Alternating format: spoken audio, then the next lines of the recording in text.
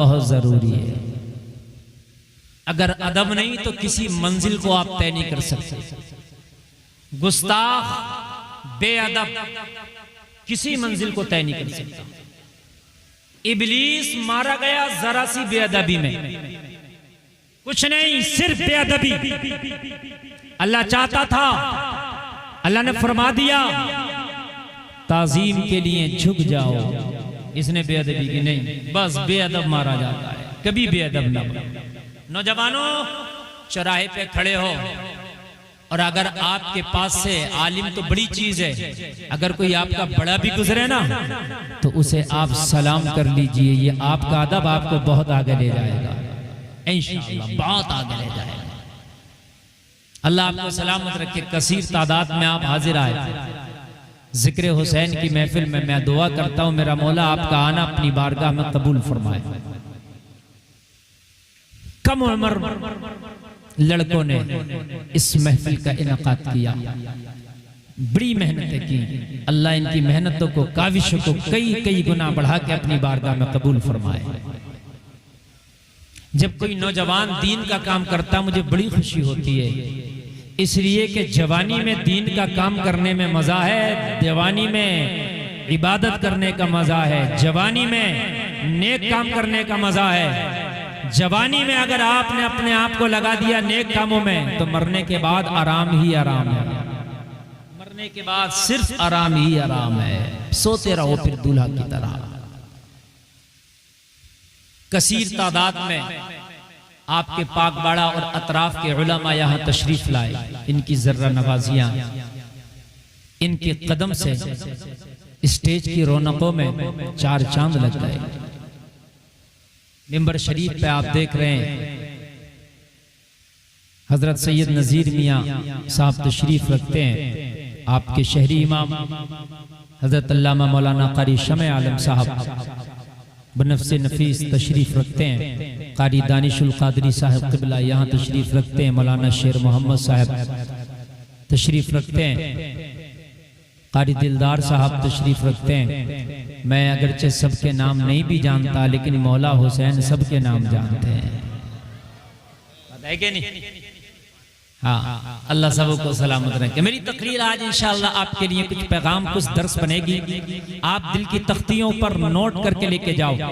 ये जो आज की रात का जलसा है समझ लीजिए कि 1 घंटे का आपका मदरसा है। आप इस मदरसे में अब दाखिल हुए हैं।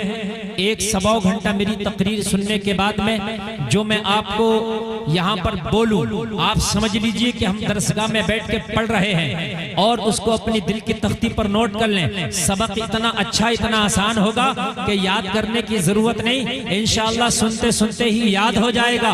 जरूरत इस बात की है, याद में सुनाते सुनाते करा दूंगा, आपको उस सबक पे सिर्फ अमल करना है।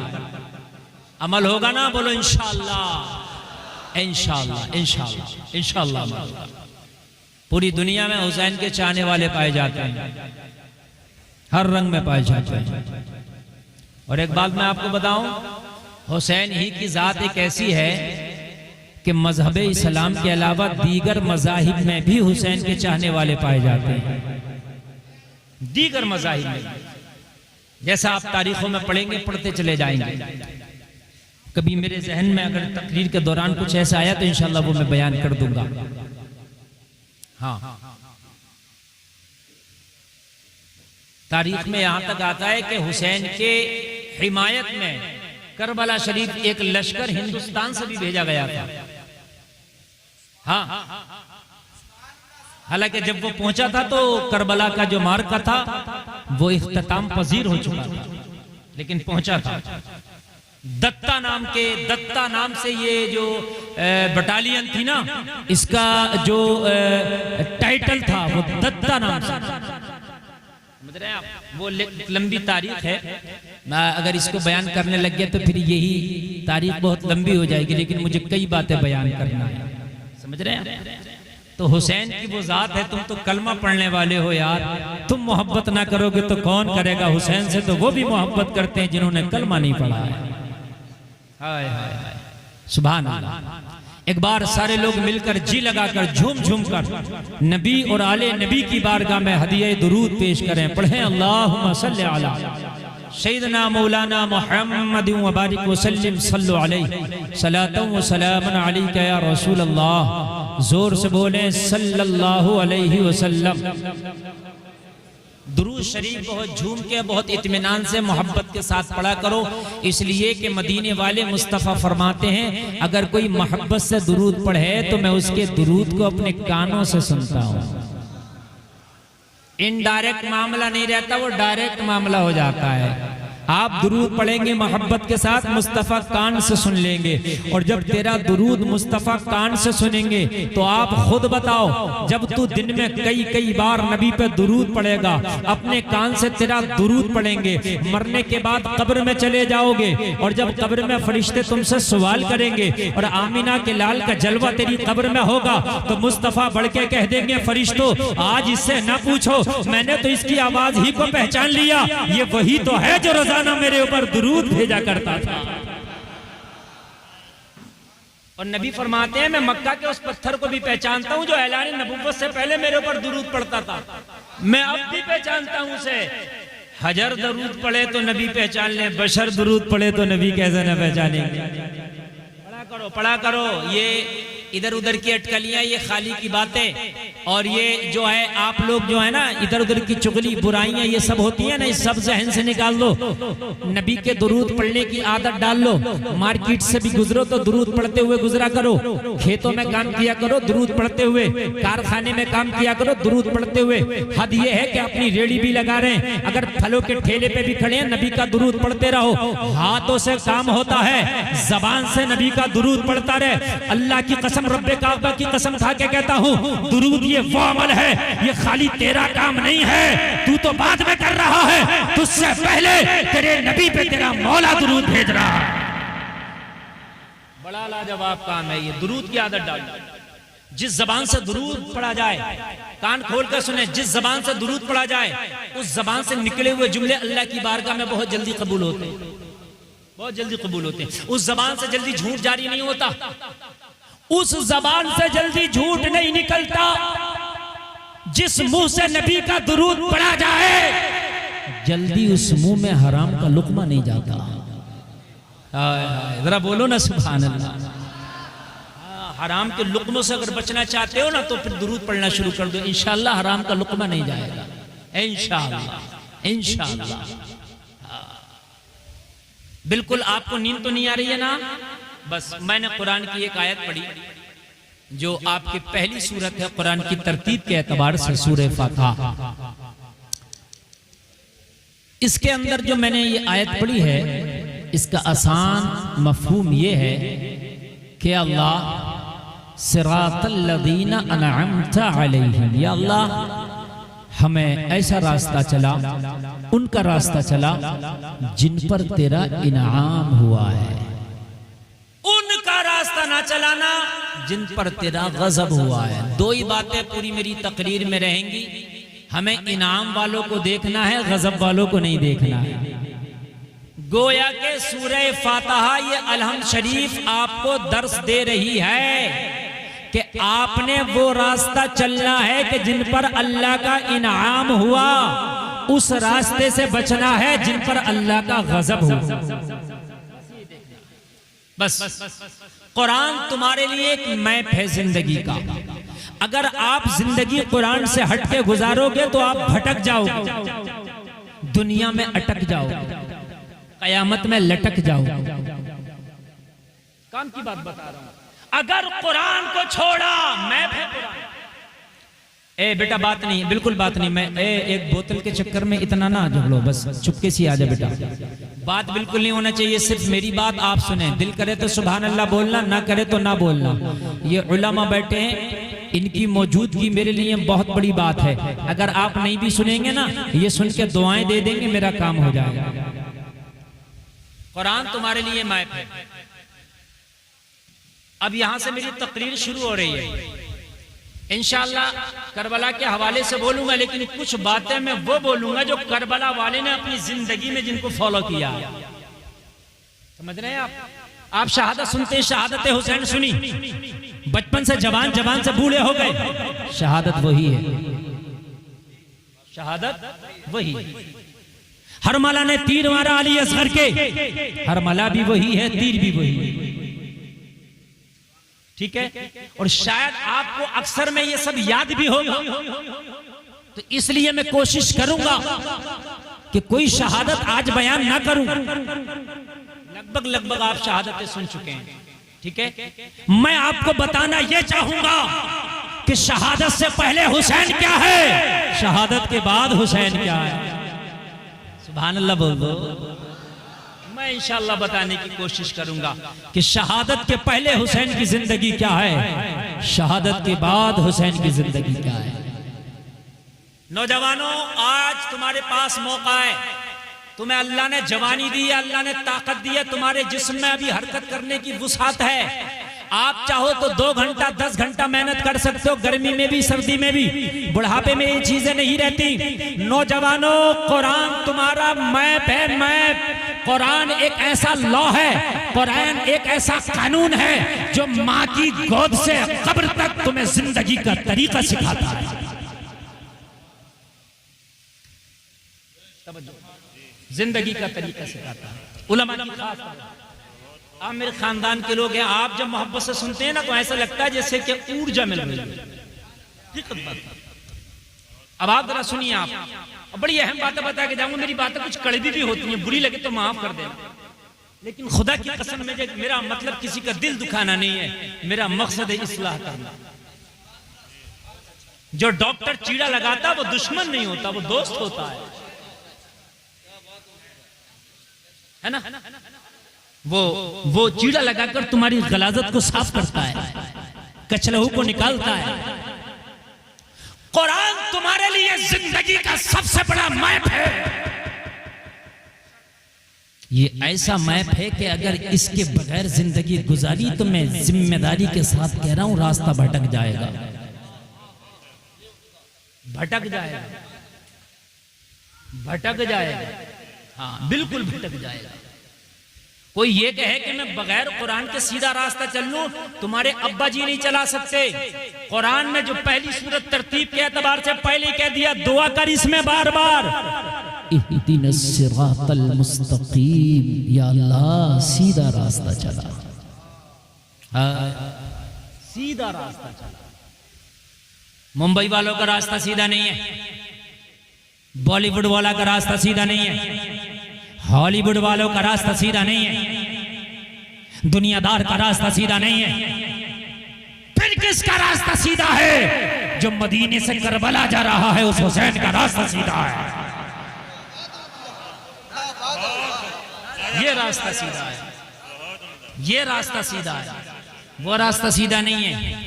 अब अपनी जिंदगी में देख लेना नौजवानों कि हम सीधे पे चल रहे हैं कि टेढ़े पे चल रहे हैं। और कान खोल के सुनो, बिना मैप के आज तक दुनिया में कोई नहीं चल सका ना।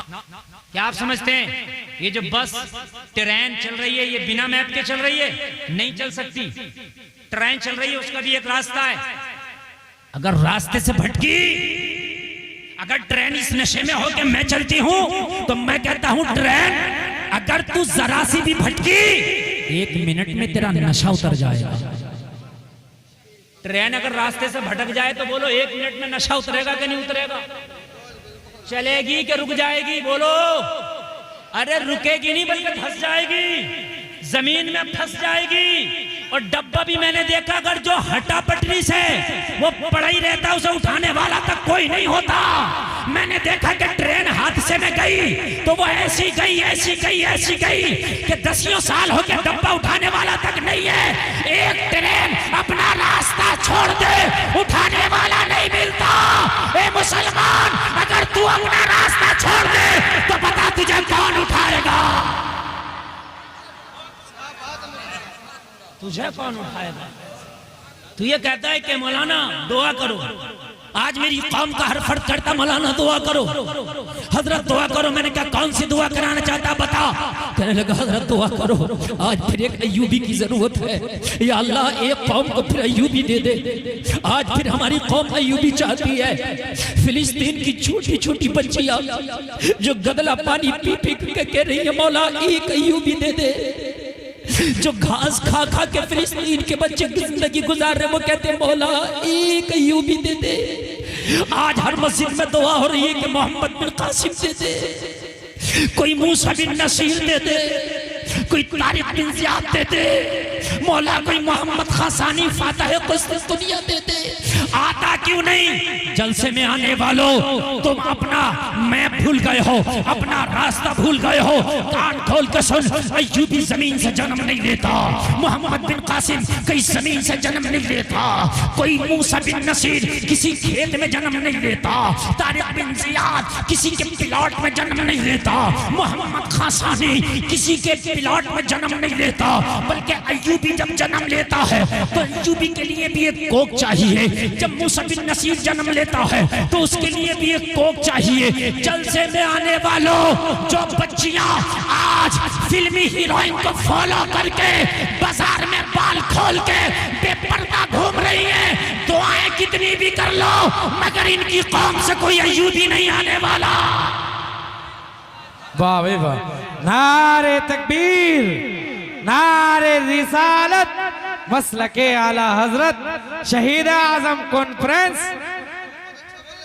कितनी भी कोशिश कर लो, नबी ने सारे काम दुआओं से नहीं किए। कान खोल कर सुन ले, जब दुआ की जरूरत थी मेरे नबी ने दुआ किया है, जब दवा की जरूरत थी मेरे नबी ने दवा किया। यहां तो सारा काम दुआ से चलाना चाहता है। मैं अगर पूछूं पाकवाड़ा के लोगों, अखरोट कहाँ पैदा होता, आप कहोगे जमीन में। मैं कहूँ बादाम कहाँ पैदा होते, आप कहेंगे जमीन में। मैं कहूँ पिस्ता कहाँ पैदा होता, आप कहोगे जमीन में। मैं कहूँ बता ये नारियल कहाँ पैदा होता, आप कहोगे जमीन में। मैं कहूँ तेरे पाकवाड़ा में जमीन है कि नहीं, तू कहेगा जमीन है। यहाँ तो बड़ा बड़ा जमींदार पड़ा, तो मैंने कहा यहाँ कोई अखरोट पैदा हुआ, कोई पिस्ता पैदा हुआ, बादाम पैदा हुआ? जवाब मिलेगा नहीं। तो मैंने कहा जब जमीन में पैदा होता है तो तेरे पाकवाड़ा में पैदा क्यों नहीं होता? जवाब मिलेगा मौलाना पिस्ता हर जमीन में पैदा नहीं होता, एक खास जमीन में पैदा होता है। ऐसे ही अय्यूबी हर कोख से पैदा नहीं होता, एक खास कोख से पैदा होता है। माशाल्लाह, लाजवाब, वाह भाई वाह वाह वाह। हर कोख से अय्यूबी नहीं पैदा होता, हर कोख से मोहम्मद बिन कासिम नहीं आते। बेटियां ब्यूटी पार्लर में गैर मर्दों की जांघों पे हाथ रख के अपने बाजुओं तक मेहंदियां लगवा रही है। 26 जनवरी पे स्कूल में तेरी बेटियां डांस कर रही है और मस्जिद में दुआ कर रहा कोई अय्यूबी पैदा कर दे। ये गुंबद पे अखरोट रखने के मानिंदा है।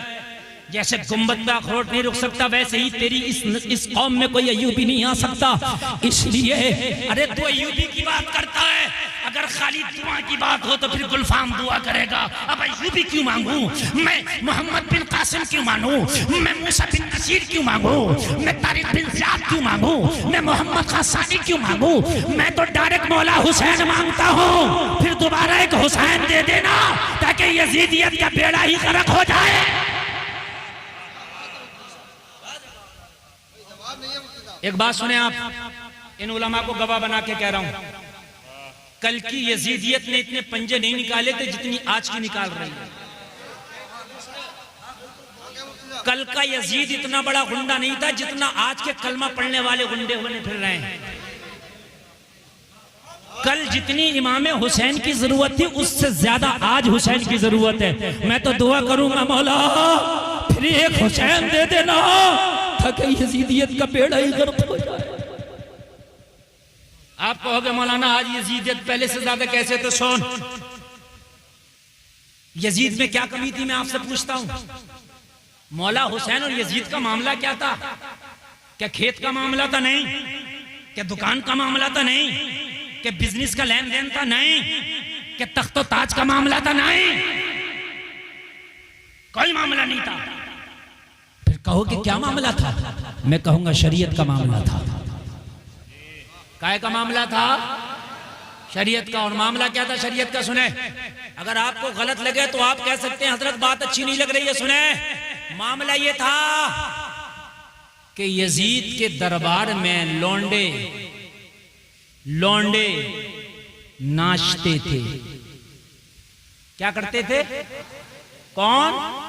लौंडे। जो मैंने तारीख में पढ़ा, इन उलमा ने भी पढ़ा, लौंडे, नए उम्र के लौंडे जिनकी दाढ़ियां भी नहीं जमी होती, वो नाचाता था। वो अगर लौंडे को नचाए तो यजीद, तुम मुंबई की हीरोइनों के डांस देखो तो पक्के हुसैनी। देखो यार, तोलो तो बराबर लाओ ना यार, कम बढ़ती क्यों तोड़ रहे हो?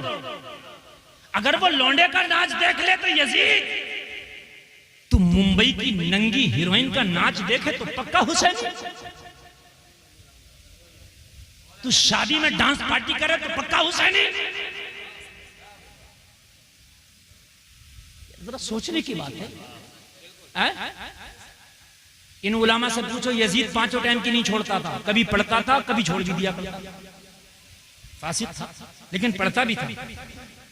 तू खाली जुमा पढ़े पक्का हुसैनी, खाली जुमा पढ़ ले पक्का हुसैनी। यजीद पढ़ता भी था, ऐसा नहीं है बिल्कुल नहीं पढ़ता था। बंदरों के नाच देखता था, उनकी लड़ाइयां देखता था। वो बंदरों की लड़ाइयां देखे तो यजीद, तू नंगे WWEF के पहलवानों को देखे तो पक्का हुसैनी।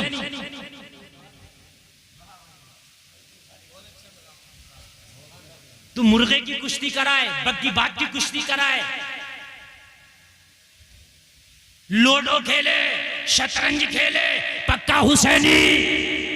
यार मुझे बताओ, अगर कयामत में यजीद ने कह दिया मौला मैं तो यजीद था ही, ठीक है, लेकिन जो कमियां मेरे अंदर थी मुझसे बढ़ के तो इनके अंदर है, जब बताओ यार, जवाब क्या दोगे मुझे बताओ ना यार। नमाज हम नहीं पढ़ते, शराबें आज मेरी कौम पी रही है, उसके जमाने में तो इतनी तरह की शराबें होंगी भी नहीं, सिर्फ एक आध तरह की शराब ही होगी। यहां तो कितनी कितनी तरह की, कितनी कितनी क्वालिटी की चल रही है, कितनी वैरायटी चल रही है। हम पिए तो पक्के हुसैनी। लोगों कान खोल करके सुन लो, अगर आप वाकई हुसैनी हो तो उन कामों से आपको नफरत करना पड़ेगी जिन कामों से हुसैन ने नफरत की है।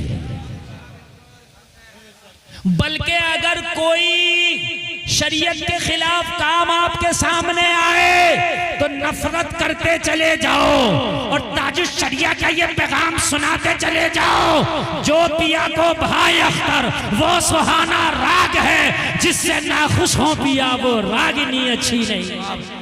नारे तकबीर, नारे रिसालत, मसलके आला हजरत शहीद आजम कॉन्फ्रेंस, बस्ती बस्ती करिया करिया। मुझे बताएं आप, मुझे बताएं, हुसैन ने क्या सर इसीलिए कटाया था कि तुम नमाज़ें न पढ़ना? क्या हुसैन ने सर इसीलिए कटाया था कि बेटियां बाजारों में बेपर्दा घूमें? क्या हुसैन ने सर इसीलिए कटाया था कि तुम्हारी बेटियां बाजारों में नजर आए? क्या हुसैन ने सर इसीलिए कटाया था कि आज तुम ऐसा अपने घर में मगरिबी माहौल पैदा कर लेना कि तुम्हें देख के पता न चले कि तुम मगरिबी शहजादा है या फिर किसी इस्लाम के चाहने वाले का शहजादा है, पता ही नहीं चले? क्या हुसैन ने सर इसलिए कटाया था कि मस्जिदें वीरान हो जाए? क्या हुसैन ने सर इसलिए कटाया था शराब के अड्डे आबाद हो जाए? क्या हुसैन ने सर इसलिए कटाया था कि तुम्हारी बेटियां ऐसे कॉलेजों में पढ़े कि जहां वो इर्तिदाद का शिकार हो जाए? अरे ऐसी डिग्री पे हम ठोकर मारते हैं, जो बेटियां इज्जत के बदले डिग्री लाती है। कान खोल करके सुन, अगर इज्जत के बदले डिग्री आए तो इस डिग्री पे हम ठोकर मारते हैं। इज्जत पहले है, डिग्री बाद में। बड़ा खुश हो रहा, फटा फिर रहा, फटा मेरी बेटी TMU में पढ़ रही है, TMU में पढ़ रही है, तो देख के पर्दा है क्या? मेरी बात थोड़ी सी कड़वी है, अगर पर्दा है तो देख, अगर पर्दा नहीं है तो जिस सोने से नाक कान छिए वो सोना मेरे लिए बेकार है। आप कहते हो कि मियां दुआएं कबूल नहीं होती, दुआएं कबूल नहीं होती। और मेरे भाई जरा कान खोल करके सुन ले, अपनी बेटी को यूनिवर्सिटियों में बाद में भेज, अपनी बेटी को दीन का तालीम पहले सिखा दे, अपनी बेटी को कनीज़े फातिमा पहले बना दे, ताकि जिंदगी के किसी भी मोड़ पे वो ये ऐलान कर दे, हम जान तो दे सकते हैं मगर इज्जतों का सौदा नहीं कर सकते। एक बेटी आई थी निकल के कर्नाटक के स्कूल में, जब उसके हिजाब पे सैकड़ों गीदड़ों ने भपकियां लगाई ना, तो उसने नारा लगा के बता दिया था, जिसको मुस्कान जमाना कहता है, मैं कनीज़े फातिमा हूं, मेरे लिए ईमान पहले है, जान बाद में। लोगों अगर खाली दुआ से सब कुछ हो जाए तो मैं तो ये दुआ करता हूँ या अल्लाह वो हुसैन दे दे। किसी को मत दे खाली एक हुसैन, तू तो दे सकता ना, कादिर मुतलक है। क्या अल्लाह चाहे तो दूसरा हुसैन नहीं दे सकता? दे सकता, वो कादिर मुतलक है, उसके लिए क्या मुश्किल है? जवाब मिला, आलम तसव्वुर में गुलफाम कादिर मुतलक है, बेशक खुदा वो चाहे तो दूसरा हुसैन दे दे, लेकिन देता क्यों नहीं?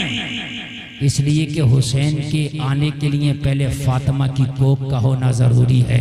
दूसरी फातिमा ना हो सकी, इसलिए जमाने में दूसरा हुसैन ना आ सका। अरे गैर न तो खैरों के घर थोड़ी ना हुसैन आते हैं। मेरे भाई दशहरी के पेड़ पे ही दशहरी का आम आता है, कट्ठा पे दशहरी नहीं मिलेगा।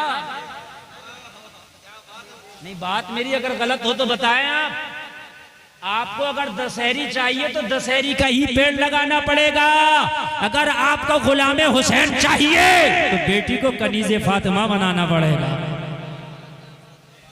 जिंदगी में कुरान लाएं, अगर कुरान जिंदगी में नहीं है तो भटक गए। अच्छा, कुरान लाते हैं, लाते हैं, लाते हैं, कब लाते हैं वो सुने जरा। लाते हैं कुरान, लाते हैं, जिंदगी में नहीं लाते, जिंदगी के बाद लाते हैं। जिंदगी में नहीं लगा कुरान का, जबकि जिंदगी के बाद कुरान का इतना काम और रोल नहीं है जितना जिंदगी में है। जिंदगी के बाद कुरान को हजरत कैसे लाते हैं? मर गया इमाम साहब, जल्दी चलो। बात हंस निकली, बात समझने की। क्यों? कुरान खानी होगी। अब कुरान याद आया तुझे जब मर गया अब्बा, जब जिंदा था तो तुझे कुरान याद नहीं आया? हद यहां तक हो गई है, अब कब्र पर कुरान पढ़ा जाएगा। अब अगर मौलाना साहब कब्र पर कुरान पढ़ने बच्चा भेजें तो बच्चे का तालीम खराब, और अगर मौलाना ने ना भेजा तो इसका चंदा बंद। क्यों नहीं भेजा? बिल्कुल हक बात बता रहा हूं। अगर कान खोल के सुन ले, तेरा अमल अगर इस काबिल नहीं है तो पूरे हिंदुस्तान के मौलवियों को कब्र पे बिठा के कुरान पढ़वा, जन्नत नहीं मिलेगी। कान खोल के सुन ले, अमल का होना जरूरी है। अमल अगर जन्नत के काबिल है तो कुरान तो अगर कोई घर में बैठ के भी पढ़ देगा तो उसका भी अल्लाह तुझे सवाब अता फरमाएगा। चलो अब कब्र पर कुरान पढ़ो। अब 3 दिन कुरान कब्र पर पढ़ा जा रहा है। मौलाना बेचारा मजबूर है, क्या करे, पंचायती मदरसा चलाएगा तो पढ़वाएगा। अगर नहीं पढ़वाओगे तो फिर मौलाना की खैर नहीं, उसके मदरसे की खैर नहीं, उसकी इमामत की खैर नहीं। बात खत्म। अच्छा सुनते रहे, जुल्म वाले सितम, सितम वाले सितम बता रहा हूं मैं। अब कब्र पर पढ़ा, अब तीजे में पढ़ो, अब 10वें में कुरान खानी, अब 20वें में कुरान खानी, अब 40वें में कुरान खानी। पता चला कि मदरसे में बहुत लंबी परेशानी, पढ़ने ही नहीं दे रहा है, पढ़ने नहीं दे रहा। अच्छा 11वीं शरीफ में तो पूरा महीना नहीं पढ़ने देते। अब ये कहोगे मौलाना कुरान खानी की मुखालफत कर रहा, तो मुखालफत नहीं कर रहा हूं, पूरा पूरा नुस्खा बता के जाऊंगा। कुरान खानी वाले भी हम हैं, कुरान पे अमल करने वाले की तरीका क्या होना चाहिए कुरान खानी का, वो सुने आप। जब आप इतनी कुरान खानियां कराओगे तो ये मदरसे में पढ़ने वाला बच्चा पढ़ेगा कहाँ? फिर क्या कहता, हाफिज तो उन्हीं लोगों में पक्के होते हैं, तूने पक्का होने दिया इसमें? हाफिज तो मौलाना उधर ही होते हैं, हमारे सुन्नियों में हाफिज नहीं होते, तूने बनने दिया हाफिज? मुझे बताओ आप, तूने मोते से लेकर 40 में तक चैन न लेन दिया मदरसे के महल्ले के मदरसे को, तूने कहां बनने दिया? बता मुझे। सुने, तरीका बताऊं आपको कुरान खानी का। मदरसों को भी डिस्टर्ब होता, बच्चों को भी डिस्टर्ब होता, पढ़ाने वालों को भी डिस्टर्ब होता है। आप जाकर के कुरान खानी के लिए बच्चे अपने दुकान में लाना, अपने मकान में लाना जरूरी नहीं है कि मेरी दुकान में चलो। बाज आदमी तो अगर ट्रक लिया तो ट्रक के अंदर बिठाएगा कुरान खानी, यार जरूरी नहीं है। नहीं बात समझने की, खबरदार जो किसी ने ऐसा कि हजरत मेरे ट्रक में कुरान खानी होगी। यार कोई तरीका है? तूने तमाशा बना रखा है। चल तू आज कुरान खानी करा रहा, कसम खाना इस ट्रक में कभी गाना नहीं बजाएगा। आज कुरान खानी मदरसा का बच्चा कर रहा है, कल को तेरे ट्रक में डैग या चिप लग रहा है, और चिप लग रहा तेरी गाड़ी चल रही है और कुफरिया गाने सुनता जा रहा। बेशरम, तुझे शर्म नहीं आती? तूने मदरसे के बच्चों को बरकत के लिए बुलाया था, तो फिर यहाँ गाना किस लिए सुन रहा है? जब तुझे गाना ही सुनना था, जब तुझे यही सुनना था नगमा, जब तुझे मोहम्मद रफी अच्छा लग रहा था, तो फिर तुम मदरसे के तालिबे इल्मों को क्यों लाया था? किसी बैंड बाजे वाले की दुकान पे जाके किसी गायक कलाकार को लाकर एक आधा घंटा गाना गवा लेता। नहीं, मेरी बात गलत हो तो बताओ। मेरे भाई, खुदा की कसम मैं खुद मदरसा चलाता हूं, मैं इस दर्द से गुजर रहा हूं यार, बड़ी तकलीफ होती है। फोन आ जाएगा जैसे ये मदरसे के बच्चे गुलाम हजरत 10 बच्चे भेज दियो, और तुझे पता है एक मजदूर जब तू लेने के लिए जाता ना, तो बाग वाले के चौराहे पे तुझे जाना पड़ता है। वो मजदूर तय करता 8 घंटा काम करूंगा, 3 चाय पीऊंगा, 700 रुपया।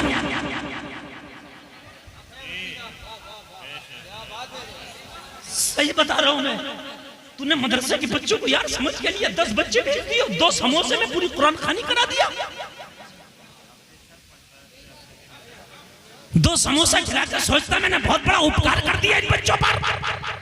खबरदार, ये मेहमान रसूल है, इनकी इतनी बेइज्जतियां ना कर कि 5 बच्चे मेरे ट्रक में भेज दो, 10 बच्चे मेरे जो है मेरी दुकान में भेज दो, 15 बच्चे मेरे मकान में भेज दो। अगर ये तेरे मकान दुकान टिरकों में जाते रहे तो पता ये तालीम कब हासिल करेंगे? ये बच्चे कयामत में तेरा दामन पकड़ लेंगे। ये कुरान खानी तेरे लिए कहीं बोझ ना बन जाए। अगर तुझे कुरान खानी कराना है तो सुन, अब्बा के नाम से, अम्मा के नाम से, मकान के नाम से, दुकान के नाम से सुन। जो शिरीनी तुझे बांटना है वो शिरीनी दुकान से खरीद, और खरीदने के बाद में मदरसे चला जाओ, और मदरसे जाने के बाद मौलाना से कहना हजरत शिरीनी ये है, सुबह से लेके छुट्टी तक तुम्हारे बच्चों ने जो कुरान पढ़ा है वो भी तो कुरान है, वो मेरे अब्बा के नाम से बख्श देना, ये शिरीनी बच्चों को खिला देना। बहुत अच्छा पैगाम है। नारे तकबीर।